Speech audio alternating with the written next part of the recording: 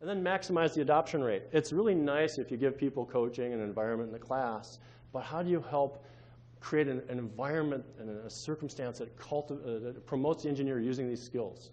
That inside their head, they want to use it. That's what I'm talking about at an individual level and organizationally.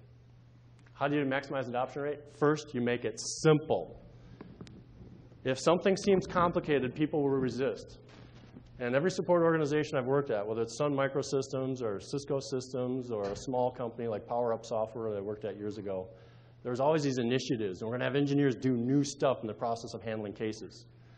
I don't usually find that engineers embrace those ideas. They tend to resist. Oh, gosh, we have to do this new thing now. And they tend to resist it. Who's ever seen programs where engineers resist the additional overhead? I see some heads nodding knowingly, and they're afraid to raise their hand because they don't want to admit that we've been doing this to our guys and girls, right? So you simplify it. Make it easy so it's low overhead, easy to do. Also, should be rewarding, intrinsically rewarding to get payoff. If I put a telephone out here on the table and I said, I'll give you $100 every time you answer that phone and say hello, what people will tend to say is, Dave, the phone's not ringing fast enough. Okay? Think of that dynamic. Now think of this dynamic. It's a simple task with a high payoff. How do you make the troubleshooting methodology like that? You make the skills very simple, very easy to get your brain wrapped around, very easy to do, but give predictably high payoff. Such predictable high payoff that you'd kind of be silly not to do it because your life gets easier. That's what we're talking about and being successful with these things. Look at simplifying and making it rewarding to the engineer. Also, there should be clear triggers for use. I mentioned that a few times already.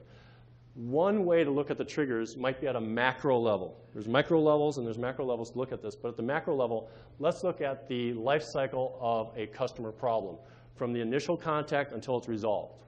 And let's map that into those 4 tools that KT has: situation appraisal, problem analysis, decision analysis, and potential problem analysis.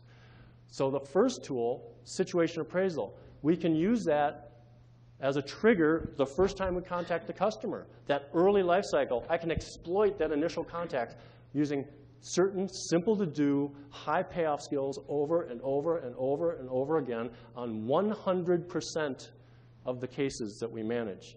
And I'm not talking about adding work. I'm talking about making things more efficient and simple and easier for the engineer. They get clarity. Coupled with knowledge and experience, you'll find, organizations will find 50 to, and these are my numbers, I'm making them up, 50 to 80% just from experience, you're going to solve a lot of problems using this skill.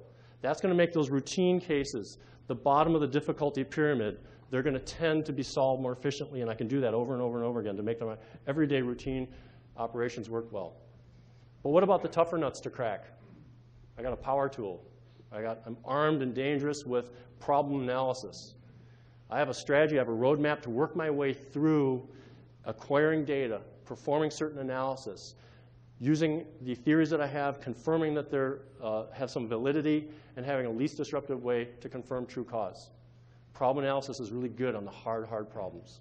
And I can use it to varying degrees. I can use a little of it or a lot of it, depending on the magnitude and the difficulty of the problem.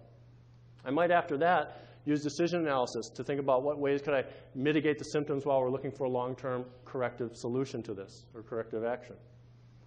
And if I'm going to implement something into a production system, potential problem analysis to mitigate risks associated with putting a change into a production environment, to make sure our plans go well. But it doesn't stop there.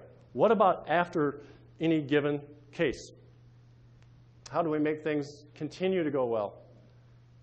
We can exploit what we learned here through a sound process and good and useful data and clear conclusions, and we can exploit that for our knowledge base.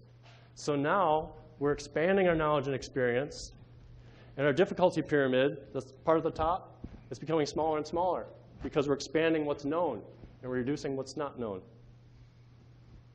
So this all works together in a very holistic system. Now, of these 4 tools, one of them is potentially very relevant for you right now. And that's that question of what's the decision I have, decision analysis, around how I choose a way to make my organization meet the promise of the what-ifs we did at the beginning. And that part I'll leave to Shalina, who's going to describe the next phase in this process for us.